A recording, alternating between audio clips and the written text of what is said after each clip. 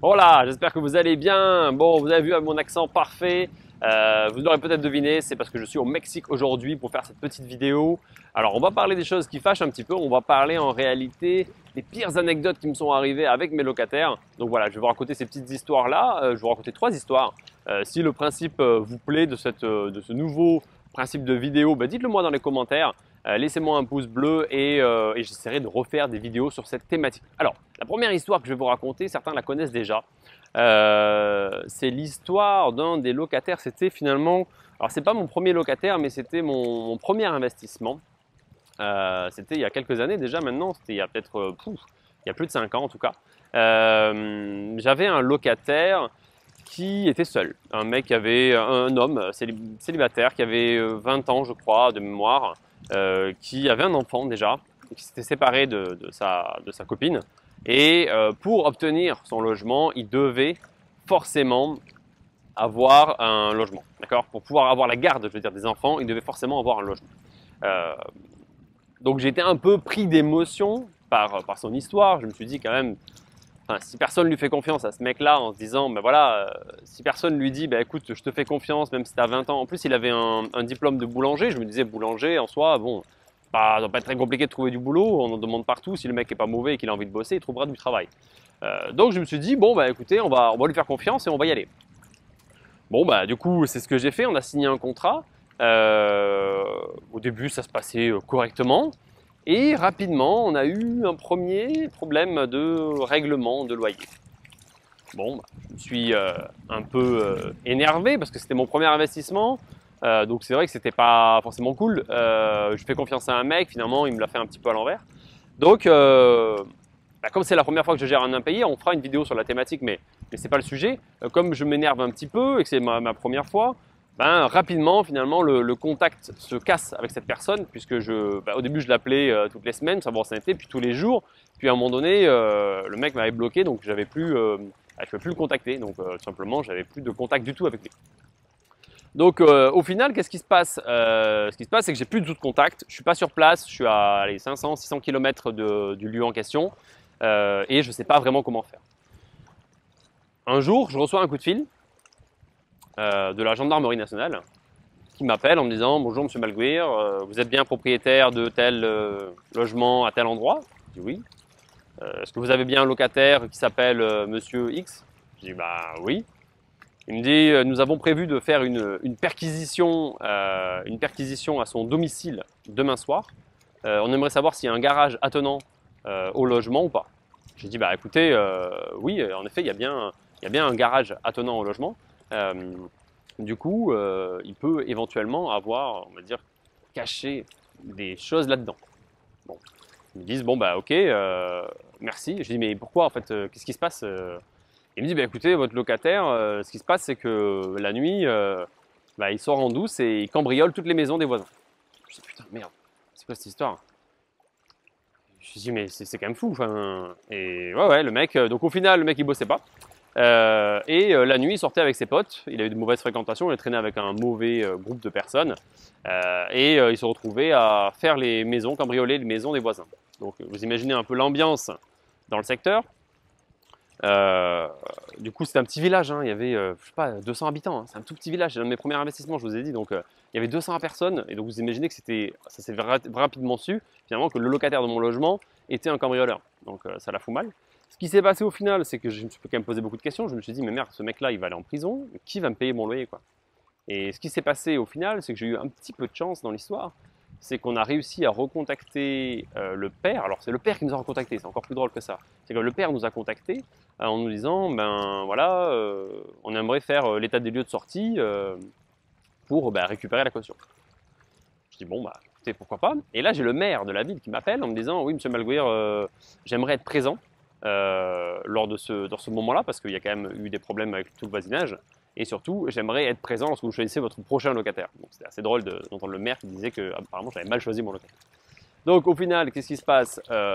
On prend rendez-vous, on va sur place et on rencontre le fameux père de ce locataire qui est en prison aujourd'hui. Et donc on discute, on discute. Bon, c'est un mec apparemment du même niveau que son fils. Et finalement, ce qui se passe, c'est que l'appartement est dans sale état, hein. il y avait des trous dans les portes, enfin c'est une catastrophe, hein. Tout a été, une grande partie a été détruite ou saccagée à l'intérieur. Et il se retrouve que finalement le père me demande la caution quand même. Il ose finalement me réclamer la caution en me disant bah oui, bah, il me faudrait la caution du coup pour mon fils, quoi. Je dis bah attendez, ça doit faire 6 ou 8 mois qu'il ne me paye pas le loyer, l'appartement il a été détruit et vous osez me demander la caution, quoi. Donc bon, évidemment il n'a pas eu sa caution.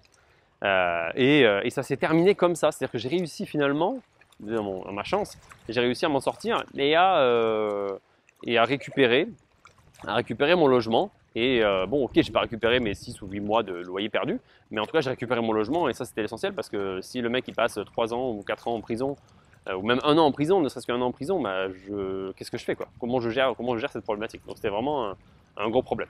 Donc voilà pour cette petite première anecdote. Bon, voilà, dites-moi dans vos commentaires si ça vous est déjà arrivé, on ne sait jamais. Voilà. Bon, désolé s'il y a un peu de bruit, je sais qu'il y a le bruit des vagues derrière et peut-être un peu de vent aussi qui font qu'on n'entend pas très bien. Donc n'hésitez pas à me le dire dans les commentaires si vous m'entendez bien, j'essaierai de faire mieux la prochaine fois. Deuxième histoire, et vous allez vous dire, mais ce mec-là, il a quand même un problème avec ce logement. C'est dans le même logement. Il faut commencer à se poser des questions à un moment donné. Même logement, c'était 2 maisons en fait côte à côte. Donc en fait il y avait une première maison et là non, je crois que celui dont je vous parle, non si c'était exactement le même, c'était la même maison. Et c'était quelques temps après, alors c'est pas le locataire d'après mais c'était peut-être le deuxième après, un truc comme ça. Et ce qui se passe c'est que j'ai la problématique de paiement, non pas problématique de paiement direct, pas problématique de paiement direct, non c'est pas ça. C'est qu'on s'engueule un peu avec la locataire parce qu'elle veut des travaux supplémentaires, que je lui dis que bah non, il n'y a rien de prévu, elle a loué le logement dans l'état, elle a loué au prix parce qu'il était dans cet état-là et que j'avais pas prévu de faire de travaux supplémentaires. Un jour, je reçois un message, un texto, en me disant je vous ai trouvé sur YouTube, j'ai vu vos vidéos, vous êtes riche, donc vous devez faire les travaux. Putain. Et elle m'envoie une playlist qu'elle avait créée, qui existe encore cette playlist. Je crois que ça s'appelait Mon Proprio, un truc comme ça. Et dedans, il y a 3 vidéos. Il y avait 2 interviews de moi et une autre vidéo de notre Guillaume qui investit dans l'immobilier, mais c'était même pas moi. Vous voyez, donc c'était. Et je lui ai expliqué, je lui ai dit attendez, les 2 vidéos là, oui, mais là c'est pas moi. Et puis je parle pas de vous, donc c'est quoi le problème? Et du coup, elle écrit à la CAF. Elle écrit à la CAF en disant il y a un problème avec mon logement, etc. Ce qui se passe, c'est qu'il y a, alors je sais plus ce que c'était comme organisme qui vient vérifier l'état du logement au niveau de la CAF. Et je reçois un courrier comme quoi le logement que je loue est indécent. Je dis putain, indécent. Alors je savais qu'il y a eu plein de problèmes sur ce logement-là. Pour vous donner une idée, alors encore une fois, un problème de gestion des émotions de ma part. C'est-à-dire que la future locataire lorsque j'ai fait la visite, était avec son compagnon, elle était enceinte et il va avoir un enfant.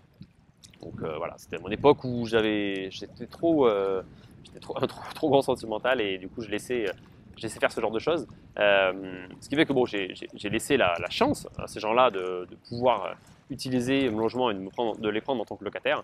Et quelques temps après, donc elle est tombée enceinte, j'ai eu des plaintes de voisinage comme quoi c'était le bordel, il y avait un gros bordel, il y avait vraiment un brouhaha permanent toute la nuit.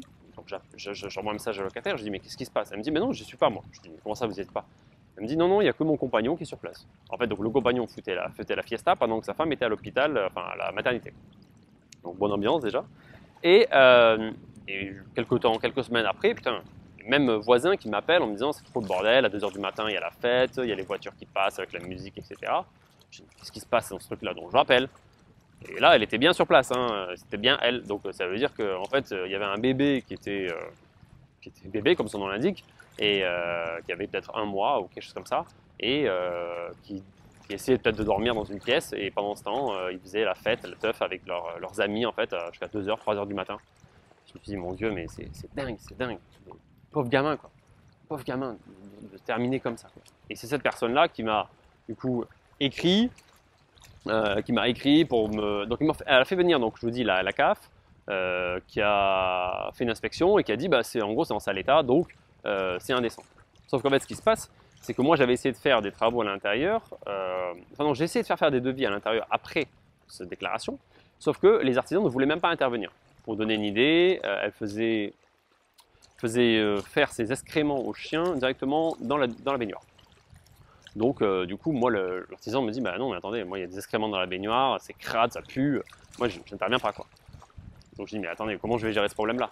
Et du coup, finalement, ce qui se passe, c'est que il y a des travaux à faire, je ne peux pas les faire. Et les travaux, pour vous donner une idée, ce qui se passe, c'est que si vous avez la CAF, vous déclarez que le logement est décent, et donc vous avez des règles à respecter, des règles de décence. Si vous ne le respectez pas, la CAF peut se couper. Qu'est-ce qui se passe? C'est pas qu'on reloge le locataire, c'est que vous ne touchez plus la CAF, le locataire continue à payer le complément qu'il doit payer. Par contre, vous ne touchez plus rien, okay, et vous devez faire les travaux. Vous avez généralement 2 ans pour faire les travaux, et si au bout des 2 ans vous avez fait les travaux, vous récupérez l'argent qui avait été bloqué. Donc c'est un peu ça le deal. Sauf que le problème, c'est que l'allocataire était en place. Moi, j'avais aucun artisan qui voulait venir. Alors, il y avait des endroits où il y avait la terre à mettre sur certaines prises, pour vous donner une idée. Il y avait un espacement de barreaux au niveau de l'escalier qui montait au premier étage qui était trop large. Je crois qu'il y avait 13 au lieu de 11 cm. Vous voyez, bref, le truc est dingue. Et il n'y avait pas de VMC dans la salle de bain alors qu'il y avait une fenêtre. Bon, donc ce qui s'est passé en réalité, c'est que cette personne elle est restée 1 an en payant simplement, enfin en payant rien du tout parce qu'en fait son complément était de 0. Et c'est même plus fort que ça, c'est-à-dire que en fait la CAF à l'époque lui versait plus que le montant du loyer.